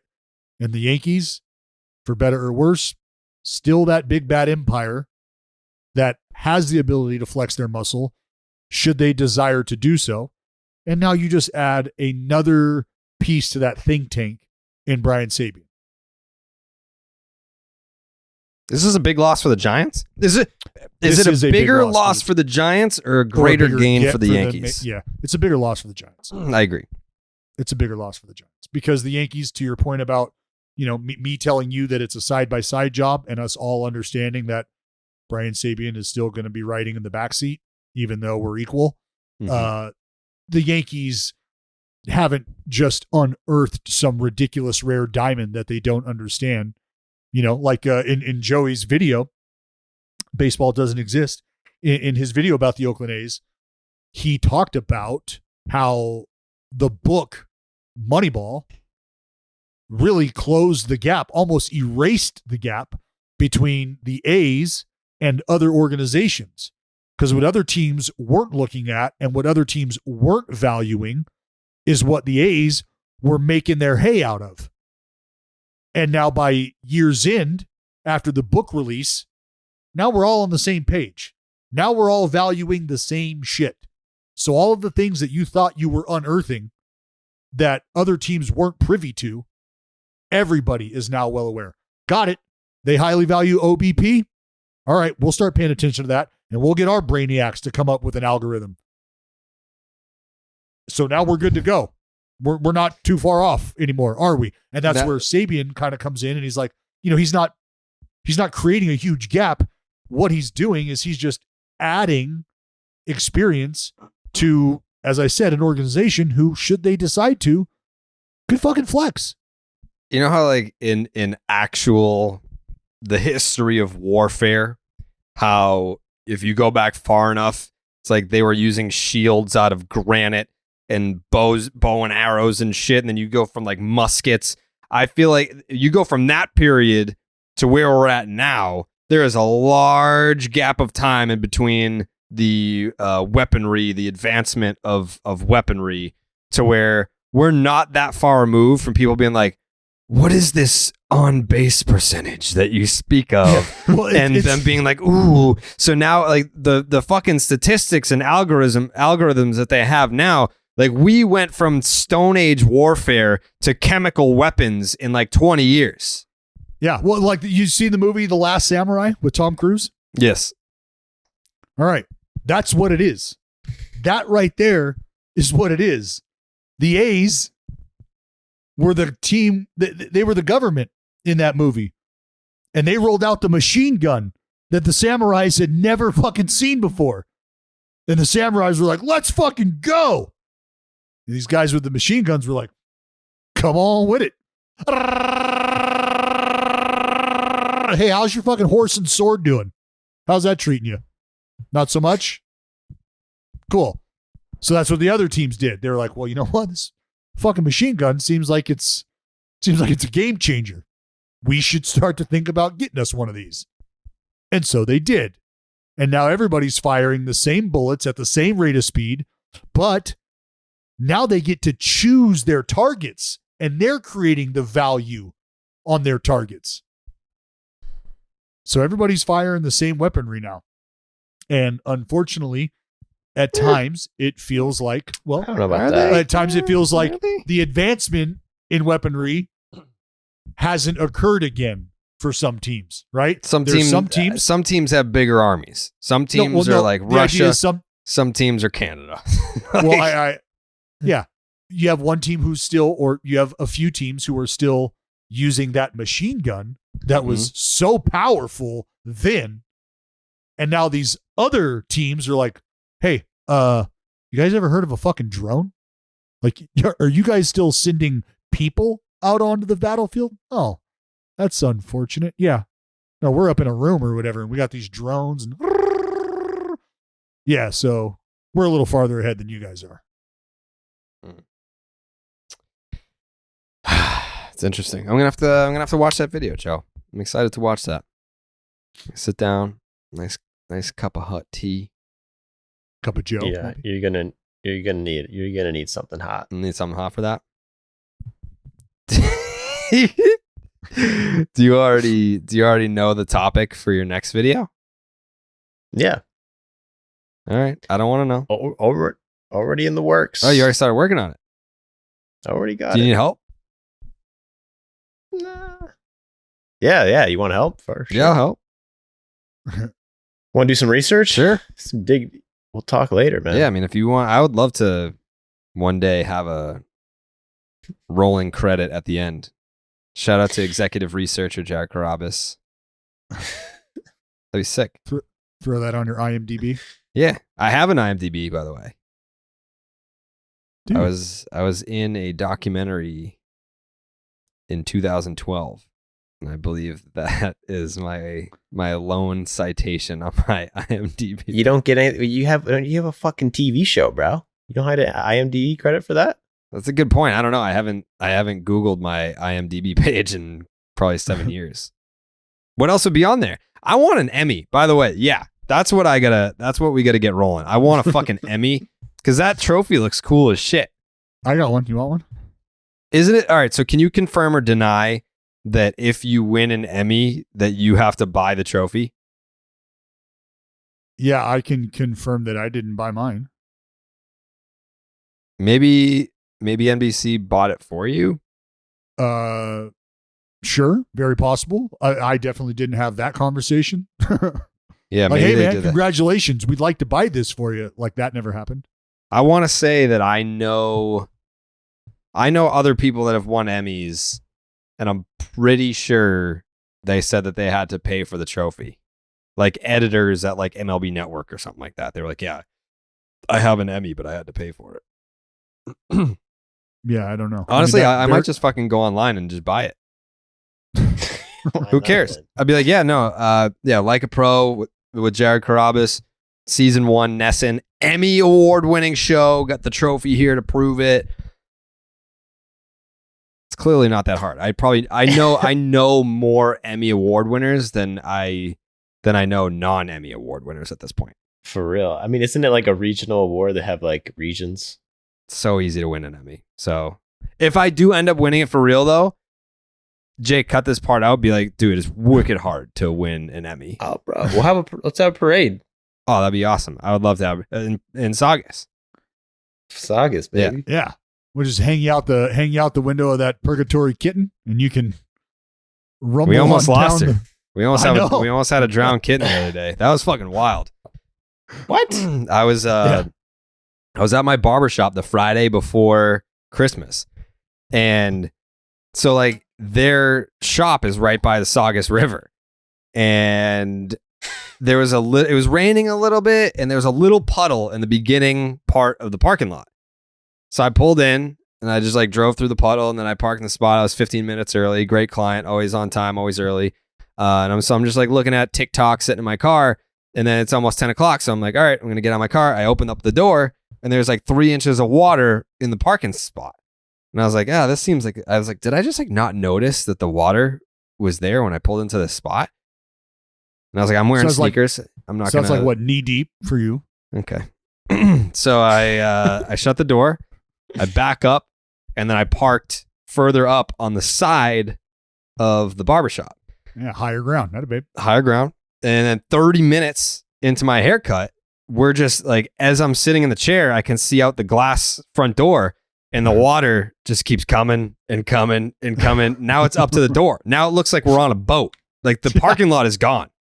The parking lot, you cannot see pavement. Your picture, I thought you were legitimately on like a houseboat. I was like, dude, what the fuck? Yes. You just go to a dock to get your hair cut? What a fucking loser. So the water is now up to the front door, and now it's going past the building. It's coming through. It was like fucking Titanic. It was coming through the wall. So now the water is inside, and they had a pair of rain boots.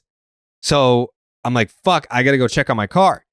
So I put on the rain boots, and I go outside, and I look at my fucking Hellcat, and the water is now up to like a centimeter before. Like if I open up the door, it would have went right over the surface of the water. Like I caught it just in time.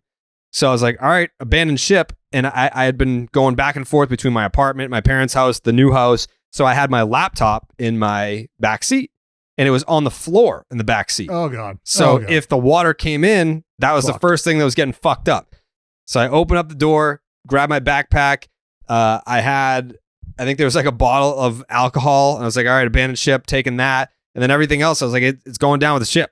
So I walk back into the apartment or the barbershop, and we're watching the river just rise and rise. Now it's coming through the fucking front door. They're trying to wet vac the front door to keep the water at bay. So they finally get the police to shut down the road, because the cars driving through the fucking puddle were sending waves towards the door. So every time a car would drive down the street, they would send a wave towards the fucking front door, and then the water would just fucking rush through. So they finally shut down the street. We've kept the waves at bay. And then all of a sudden, this white F-150 just barrel asses through the fucking parking lot, drives straight towards the front door, and just launches a tidal wave through the barbershop across to the fucking back wall. And like my buddy Johnny, who owns the shop, he's like screaming at the front door. He's like, stop, fucking stop. And they just kept coming, and then launched this tidal wave to the back wall of the barbershop. And lo and behold, it was 2 dudes who were coming to help. They were like, yeah, we got fucking pumps. We got fucking pumps, and we got the fans. We're here to help, brother. I was like, bro, like the whole fight, like the rise of the river until you showed up. Yeah, everything was under control until you just fucking launched this tidal wave through the barbershop. Yeah. So luckily the water did not total my car. One of the kids' cars got totaled. It was like the water was up to the hood. But yeah, it just went up to my door and nothing got in. But it was crazy. All the other clients abandoned ship. I was like, fucking Christmas is in 2 days. I'm getting this fade, bro. Like, I don't care. I was like, I don't give a fuck. Like, I made a decision. I made a choice. All the other clients, once they started seeing the water rising, they fucking got the fuck out of there. I was the only client it was me and 4 other barbers that were just going down with the ship. Need this fresh cut, bro.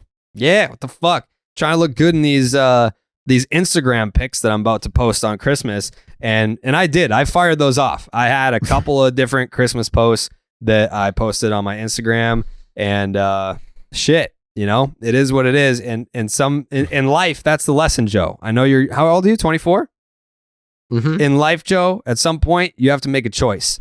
Like, will I risk the potential drowning and the totaling of my brand new Hellcat, my Dodge Hellcat, for a fade so that I can look good in pictures that I'm going to post on Christmas?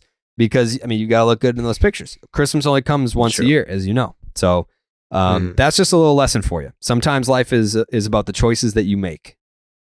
Well, I'm looking at the Instagram right now. I don't see one Christmas picture. That's because I have a private account. I have an account just for friends and fam. I'll allow you in there. If you want to get in there, you're more than welcome to get in there. But it's mostly Saugus people. All right, we'll negotiate. Super follow. Are you in there, Dallas? What? On my private account? I have no idea. Oh, your wife is. Oh yeah. Mm-hmm. No, I don't think so. All right, I'll send it to you later. Yeah, just Saugus people and Dallas's wife. That's it. Well, she's an honorary sachem. Yeah. Nope. Sorry. Did you find it? No. Okay. All right. If you don't have to come in if you don't want to. No, I don't. I didn't have the invite. I don't have the invite. Well, I mean, it's very exclusive. I'd love for you to be in there, though. Okay. Well, hey, You gotta apply, buddy. You got to apply. There is a. You got LinkedIn? I do have a LinkedIn, but I don't really check it. Dude, I think you just added me on LinkedIn. I'm on LinkedIn. Everybody have me on LinkedIn. I definitely did not add you on LinkedIn. I probably, if you sent me a request, I probably accept it. I twice a year will go into my LinkedIn and accept all the fucking requests. I think I had LinkedIn before I even had Twitter. Damn. Yeah. My agent. Yeah, I didn't. My agent said I should have LinkedIn. That's where they're hiring all the broadcasters. Yeah, he's like, well, no, it was like 2000. It's probably like 2010, 2011. You see how things are going. It's like, hey, just for the future, maybe a LinkedIn. Like, I'm not saying anything about now, nothing about right now, but just down the road, just thinking about future employment. Like, shouldn't I be able to retire after this? Yeah, no, some are. You, though, it doesn't look like. Yeah, not so much. Yeah. We haven't even, we kind of touched on it. There's not really a whole lot to talk about. The Correa deal, the Correa shit. Yeah, there's no update. Yeah, go ahead. Do you have news? Do you have a little birdie on the situation? No, I had, remember last time we talked, I said, and I think Joe might have agreed with this. Correct me if I'm wrong, but the $300 million mark, gone. Not going to hit that.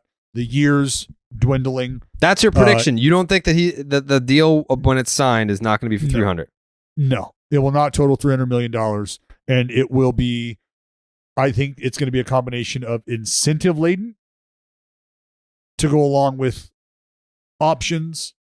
There's going to be injury list options, not options, excuse me, injury list parameters surrounding the right the ankle.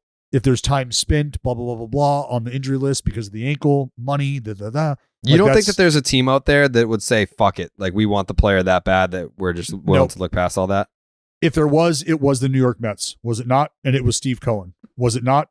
Fair. And it was, and now it's not. Now even he, the guy who in between fucking pina coladas on Maui, is like, yeah, fuck it. A shortstop. Sure. Will he play third, though? Will he play? No, Cohen. I said a double and the umbrella. Will he play third? If he'll play third, then fuck it. Yeah. Like, that's the guy that we're talking about. That's so true. Cohen was fucked up when he agreed to that shit. Yeah. Just smashing kava and pina coladas, having a great one, talking story with the bros at the shop, and is just like, hey, you guys want to see something cool? Huh? Yeah. I'm gonna buy he thought he was the main character of a movie when that happened. Yeah. Yeah, bro. I could be wrong. I'm like 90% sure that it happened at like 4 a.m. Yes. That was the story. It's like, it's 3 a.m. in Hawaii. He's still working. Yeah. Well, no, like the thing is, no, it was it was like 10 o'clock in Hawaii because Hawaii is 3 hours behind West Coast time, which means 6 hours behind East Coast time. So wherever you're at, if Boris is on, because they were in San Francisco. No. So it's wait. Right? What? Oh, never mind. I'm thinking Rodon. Yeah. So it's like either 1 a.m. in San Francisco or 4 a.m. on the East Coast. Yeah, because it happened when everyone was sleeping. Mm-hmm. So it was prime time, party time. You're in Hawaii. Oh, buddy. Yeah. You're on vacation, dude. Uh-huh. You're probably knocking back a couple drinks. You deserve it. Yeah. What Steve Cohen did right after he made that announcement, he fucking locked his phone, set it down, took off his lei, walked right up on stage, snatched the fucking stick with a flame on the end of it, swallowed his own flame, and then just walked off. I was like, yep, that's how you fucking eat fire. That right there. I don't know if you saw what I just did. I just bought a shortstop, and then I'm going to make him play third. Make him play third. That is how you fucking swallow fire. Yeah. That's power. Yeah, that's fucking power. You think your little twirly, your grass skirt, you're fucking dancing, and yeah, you're strong, you're shiny, and you got big muscles. I just bought a shortstop. Yeah. It's like you just bought a Ferrari. You think that's fuck you money? I just bought a shortstop and told him he's a third baseman now. That's the kind of fucking game that Uncle Stevie's playing. So yeah, if there was another team that was going to just be okay with that, because that's how you got to look at this, is who's okay with just burning money, or who's okay with taking that kind of a risk. Like there's teams out there who are not going to pay anybody $25 million a year. And we're talking about a massive, massive hit to take if things don't work out. And it's because of that ankle if you're Steve Cohen. So he said, you know what? We got to just restructure this a little. All right. And if that means that you don't ever spend time on the injured list because of this, then at the end of it, you will have your money. But you can see where I'm coming from here, can't you? I mean, you went into a slide in September last year and this thing started barking a little.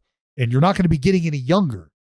So if you can see that from my perspective, I'm willing to give you all of the money that I originally offered you if you're willing to sign papers that say, should shit go down because of this, then I owe you some of that back. Where do we end up there? What does that final number look like? And that's where I say it's below $300 million with some options involved, some buyouts involved, some benchmarks that need to be hit performance-wise, and then Carlos Correa can make that money. And what do you think the odds are that it gets done? Like 100%? You think he's 100% a Met? Yes. Yes, I do. I think he's like, 100% a Met. There's no chance that he's back on the free agent market for a third time. It would clearly be unprecedented. It'd be crazy to think about, but I think the storyline just continues to become, how bad is this ankle? Like, that's what everybody's going to want to talk about. Because you're on your third team now? You're back into this fucking thing for the third time? Mm-hmm. Yeah. And also, I feel like if it was like looking like it could be a free market situation, then Boris would be putting out the misinformation all over the place. But it's been so quiet. No Heyman tweets, nothing. It's like Heyman fucking tweets about literally nothing.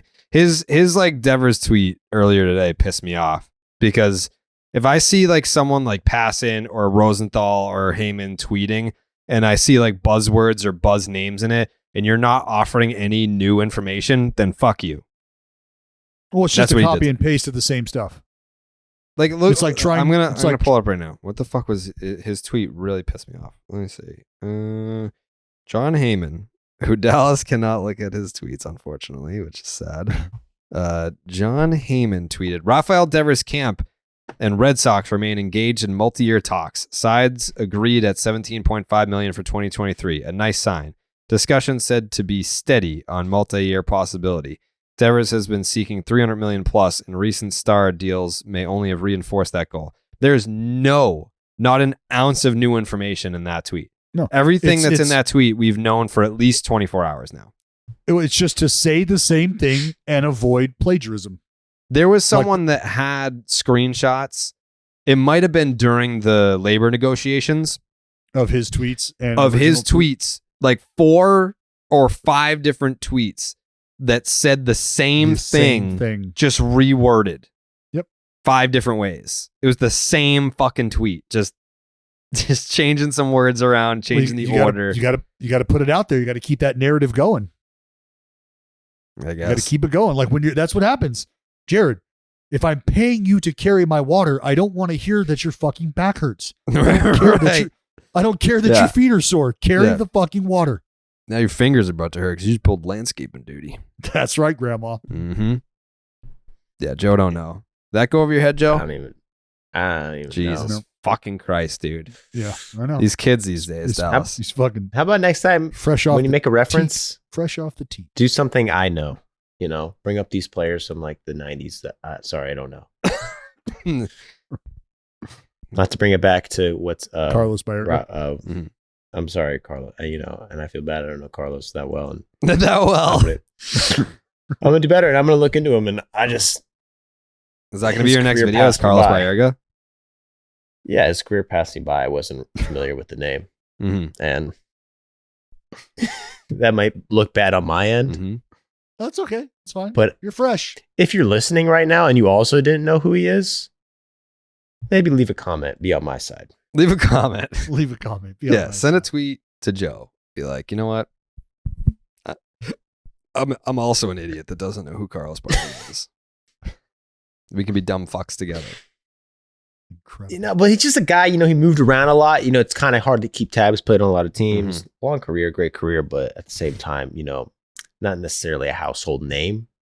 That's not No, true. but My damn son's fine name is ball Carlos. player. And I would say, He's a great ball player, honestly. And I mean, do you know his career WAR? Because I do, off the top of my head. And Is it in the? I'm gonna say. Is it in the 20s? 18.9. 16. 16? Yep, 16. Yeah, So I know his WAR. You don't, but Hold on. What's his career war? 16. 16. 16. What did I say? 18. It's pretty close. Was that F war or No, that's B war. it's B WAR. What's his F war? 17. Hmm. Because he had a good glove, you know, and you know how they would. so? you know. I was right. I nailed it.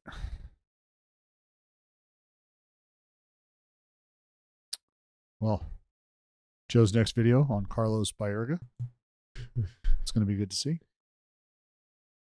Is that all we got? Is that all the news? I think that's all the news. I mean, unless you care about Eric Hosmer going to the Cubs. Hey, Jared? Yeah? I've said it before and I'll say it again. Hey, what's that? Nothing. I can't even seriously do that right now. What's that? I was gonna, you know, make a little joke about how you need to lock up leadership. You Mhm. need to give yourself an opportunity to grow some of your young prospects. How do Sure. you do that? You surround them with veteran presence. Mm-hmm. So You yeah, do that with that Eric right Hosmer. there. What's that? Yeah. Eric Hosmer. Also, Dom Smith going to the Nats on a 1-year deal. Yeah. Okay. Get your little exciting time in Washington. thump in DC. And then just the report. Correa packed expected to look dramatically different. Dramatically. Yes. Mm. You heard it here first, folks. You heard it here first. Sub Mhm. 300. I mean, if that would be dramatically. Yeah, I think so. So you think it's going to be like kind of like a deal he had with the Twins? I think it could look a lot more like, I think it's going to look closer to something like that than it will a 10-year no clause. This is how it is. A lot of by the ways. Oh, yeah. Yeah. Mm-hmm. There's a lot of I's to dot. There's a lot of T's to cross here. Mm-hmm. Big time. Okay. Big time. Before we get out of here, Mm-hmm. around the horn, yes or no? Will Carlos Correa be a New York Met officially? And officially as in like not like press conference, not, whatever. Just like it's announced like they've agreed to terms. Yes. Will they have been agreed to terms by the time we do our next episode? Yes. Joseph? I believe so. Jake, what are you doing over there, man? I'm just doing some editing.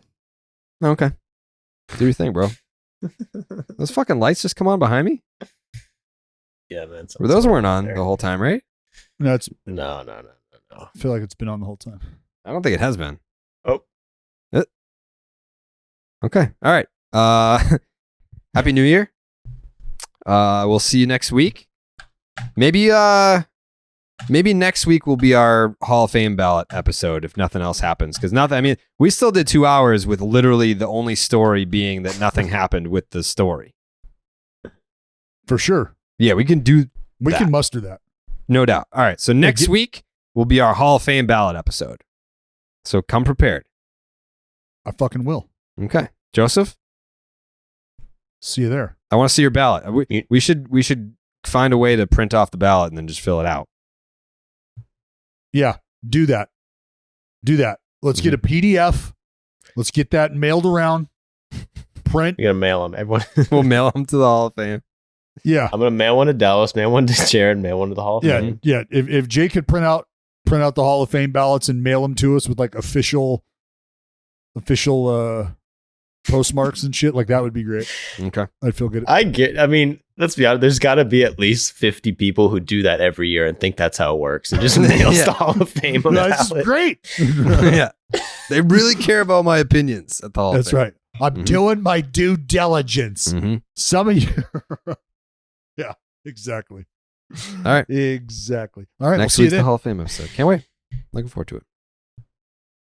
Wow.